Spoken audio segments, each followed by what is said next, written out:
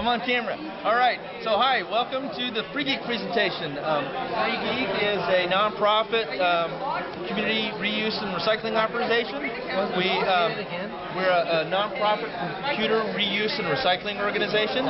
We are diverting used technology from the landfill, refurbishing what's refurbishable, and recycling the rest in an environmentally responsible manner. And we do it all through a community service model.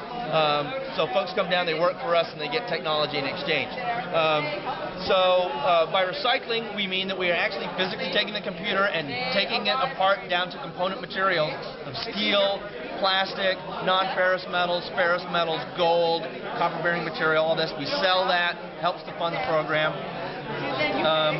We have three main ways that volunteers engage with our program. We have what we call adoption, build, and code, the ABCs. Adoption is folks come down, they do a 24-hour work trade doing basic receiving, greeting customers at the curb and helping get a tax receipt, testing of the simple stuff, monitors and keyboards and CD-ROMs and the like, and deconstructing the bad computers. 24 hours of work, you get a class on how to, you get a computer, free Linux computer, a class on how to use it, a year of tech support, which includes drop-in or phone, and access to a discount ISP, either dial-up or DSL. The build program is open to anybody at any skill level. We teach you how to build computers for free. The curriculum is you build 5 computers for us, you can build a 6th computer and take it home for yourself. And that's what's your incentive to finish the program. Once you graduate from that program, you can actually work on other areas. We have laptops, server, enterprise hardware, other advanced testing tasks like testing motherboards.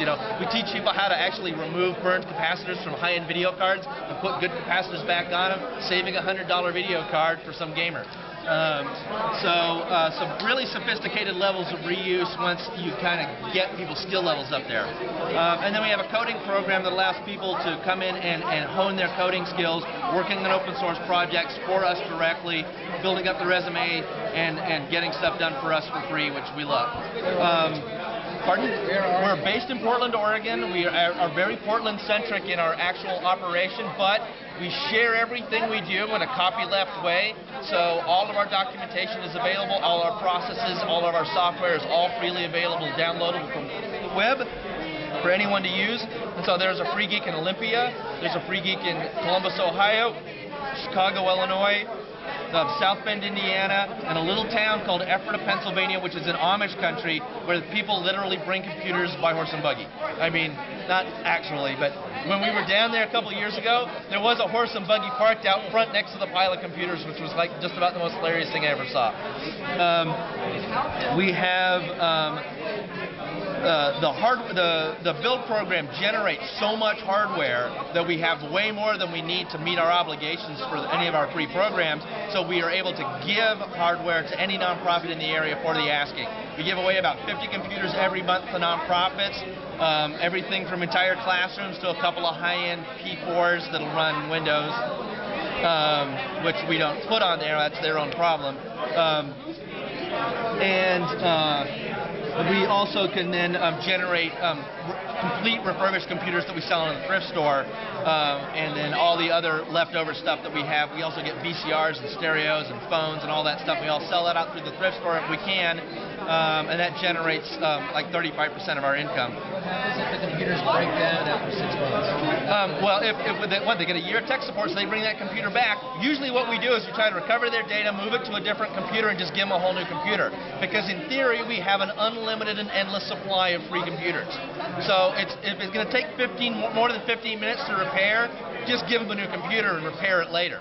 Just send it right back through the system, and then you don't have to worry about getting it back to whatever. It can be parted out if it needs to, and it just goes away. Is there any point where the computer is too old to be refurbished? Oh yeah, and then we just recycle them. I mean, you can put Linux on a 486 and you can make a functional computer out of it, but being that I've got a gigantic pile of Pentium 3s that I'm not getting to, why would I want to give somebody a 486 when I can give them a 700 megahertz P3? How much does it cost to start up a FreeGeek in your own city? I would say that you would want to have access to about $25,000 worth of startup funding to cover your rent and your initial salaries for about 3 or 4 months until you can build your income streams up to cover yourself.